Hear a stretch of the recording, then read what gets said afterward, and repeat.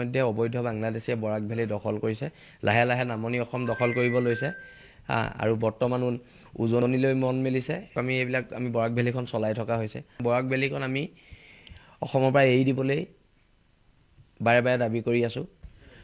আমি কৈছোঁ চক বৰাক ভেলীৰ ক্ষেত্ৰত আমাৰ ইমান ক'বলগীয়া নাই। শ্ৰীভূমি দিয়ে, কৰ্মভূমি দিয়ে, কিবা দিয়ে, আমাৰ তাত ক'বলগীয়া নাই। কিন্তু কথাটো হৈছে কি, বৰাক ভেলীৰ ক্ষেত্ৰত চৰকাৰে অতি শীঘ্ৰে এটা সুস্থিৰ সিদ্ধান্ত লওক যে বৰাকখন অসমৰ লগত ৰাখিব নে নাৰাখে। কাৰণ বৰাকৰ যিটো জনগাঁথনিয়ে খিলঞ্জীয়া মানুহৰ ওপৰত প্ৰভাৱ পেলাইছে।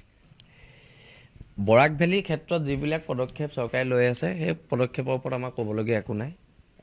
কাৰণ বৰাক ভেলীত থকা খিলঞ্জীয়া মানুহৰ বৰ্তমান অস্তিত্ব নাই। আৰু আমি এই ব্ৰহ্মপুত্ৰ উপত্যকাৰ মানুহখিনি যিটো চাহপাতে হওক, তেলেই হওক, আমি এইবিলাক কয়লাই হওক, আমি বৰাক ভেলীখন চলাই থকা হৈছে।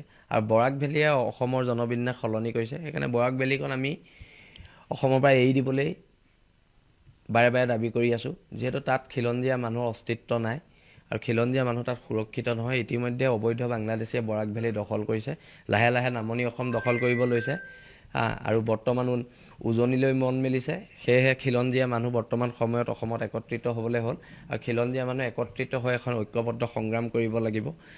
কাৰ বিৰুদ্ধে এখন সংগ্ৰাম? এই সংগ্ৰামখন বাংলাদেশী মূলৰ মানুহৰ বিৰুদ্ধে। ইয়াত বাঢ়ি অহা অনা অসমীয়া মানুহৰ দপদপনিৰ বিৰুদ্ধে। আজি যিবোৰ জেগাৰ নাম আগতে আছিলে বামুণ গাঁও, আজি তাত এজনো বামুণ মানুহ নাই। যিবোৰ জেগাৰ নাম আছিলে আহোম গাঁও, তাত আজি এজনো আহোম মানুহ নাই। শেহতীয়া ধিংকাণ্ড এইবিলাক কথা প্ৰমাণিত কৰিছে। অবৈধ যিখিনি বাংলাদেশী মূলৰ মানুহ, এই মানুহখিনিয়ে অসমৰ জনগাঁথনিটো পৰিৱৰ্তন কৰিছে। তাতোকৈ ডাঙৰ কথা হৈছে আমাৰ কৃষ্টি সংস্কৃতি সকলো ধ্বংস কৰি পেলাব খুজিছে। আৰু তাৰ বিপক্ষে এইখন সংগ্ৰাম, আৰু এইখন সংগ্ৰাম চলি যাব। যিকোনো কাৰণত এইখন সংগ্ৰাম চলিব। কাৰণ আমি এটা শৌৰ্য বিজয় মহীয়ান জাতি, 17 বাৰ মোগল পৰাজিত কৰা জাতি। আৰু আমাৰ এইখন সংগ্ৰামৰ ক্ষেত্ৰত আমাক যদি ভাবে যে কোনোবাই আমাক স্তব্ধ কৰিব পাৰিব, আমাক স্তব্ধ কৰিব নোৱাৰে। আৰু এটা কথা একদম পুনৰবাৰ আমি কৈ দিছোঁ, কোনো ধৰণৰ হিন্দুৱে হওক, মুছলমানে হওক, কোনো ধৰণৰ বাংলাদেশী দপদপনি অসমত সহ্য কৰা নহ'ব।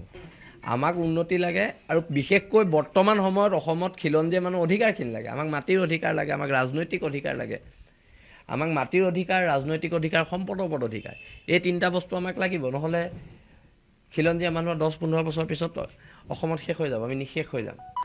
26ত আমাৰ ভূমিকা হ'ব আঞ্চলিকতাবাদ শক্তিশালী কৰাৰ ভূমিকা হ'ব।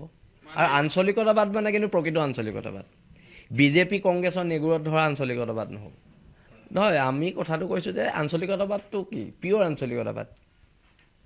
বিজেপিৰ লগত থাকি আঞ্চলিকতাবাদ, কংগ্ৰেছৰ লগত থাকি আঞ্চলিকতাবাদ, এইটো আঞ্চলিকতাবাদ নহয় না। আঞ্চলিকতাবাদ হ'লে পিয়ৰ হ'ব লাগিব। যুদ্ধ জিকা হাৰাটো ডাঙৰ কথা নহয়,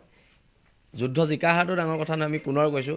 কিন্তু প্ৰকৃত সত্যটো সমাজৰ আগত, খিলঞ্জীয়া মানুহৰ আগত দেখুৱাটো আমাৰ দায়িত্ব, আমাৰ কৰ্তব্য।